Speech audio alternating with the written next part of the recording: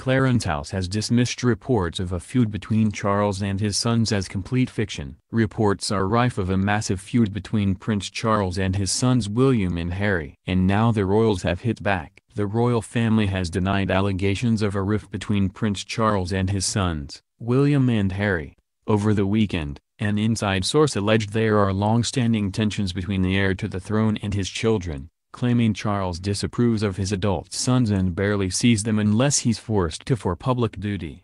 They are very different people and they just don't get on, the royal source told the Daily Beast. It's as simple as that. They rarely see each other outside of official business. But Clarence House has publicly denied the claims, telling Express the report is complete fiction. This is especially significant as Clarence House rarely comments on private matters. According to the insider, there are a number of key reasons Charles and the boys don't get along. Charles is said to dislike the fact that the boys are so popular with the public, due to their ability to break with tradition and connect with the public on a more personal level.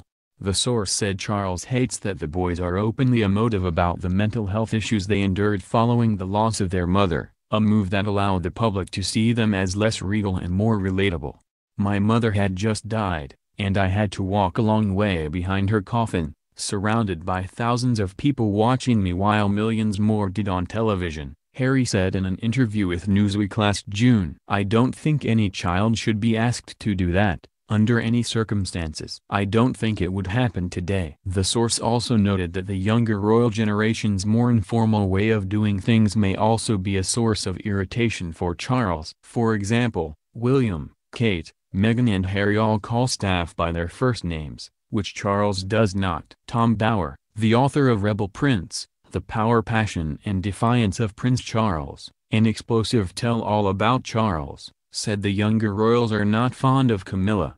In public, they are all smiles, but behind the scenes they do not like Camilla and see little of each other, Bower told New Idea in April. This is partly because of what happened to their mother Diana, but also because Charles spent so little time with them when they were younger. He also shed some light on the rumor drift, saying Charles believed William was lazy and not doing enough, while William resented taking orders.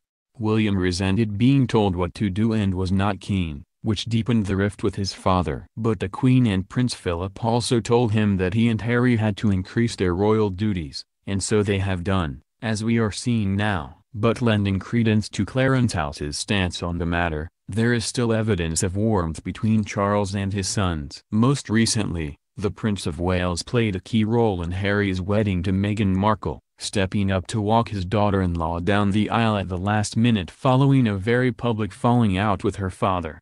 At the wedding reception, Charles gave a touching speech in which he spoke about feeding Harry and changing his nappy as a baby, and called him "my darling old Harry." In Diana, 7 Days, a 2017 BBC documentary recounting the events after Diana's death, Harry said his father provided support after the tragedy.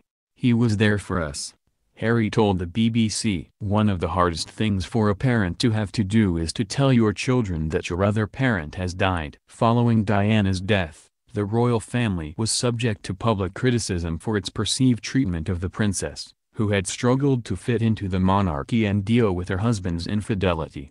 Some questioned the wisdom of having the young princes walk behind their mother's coffin as it processed through London past vast crowds of mourners. Harry, however, said he was very glad to have been part of the day.